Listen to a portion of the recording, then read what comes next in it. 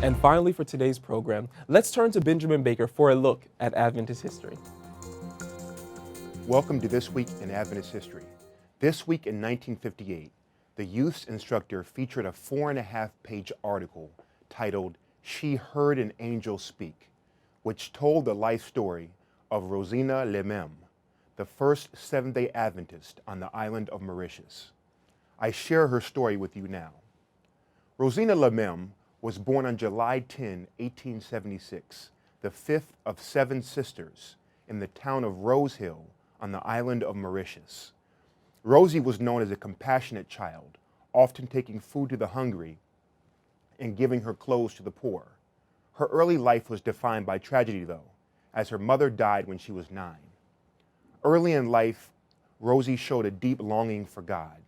She was active in the local Christian church, studied her Bible, especially fascinated by the prophecies of Daniel and Revelation, and had an active prayer life.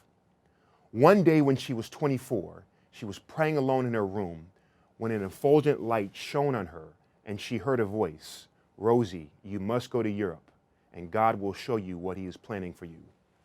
To make a long story short, in July 1910, Rosie set sail from Port Louis, Mauritius to London, England.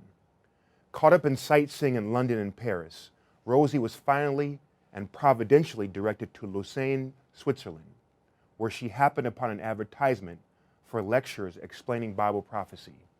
She went and was hooked, attending night after night, and was baptized shortly after. After 2 years in Europe, she returned to Mauritius, this time as a Seventh-day Adventist with a new mission in life. Rosie proved to be a superlative soul winner, bringing several of her sisters to Christ. With her own money, she hired a young Adventist man who had recently arrived on the island from Australia to do Bible work with her. Within a few months, Rosie had 24 people ready for baptism and petitioned her Adventist friends in Switzerland to send a minister. In response, the Boudoir family arrived in Mauritius in May of 1914, and just weeks later, Paul Dubois baptized Rosie's converts in a river that ran past Rose Hill. Thanks to the efforts of Rosie and her sisters, who used their father's inheritance — he had died when Rosie was in Europe — to fund the fledgling Adventist work, by 1919, there were 6 organized companies of Adventists in Mauritius.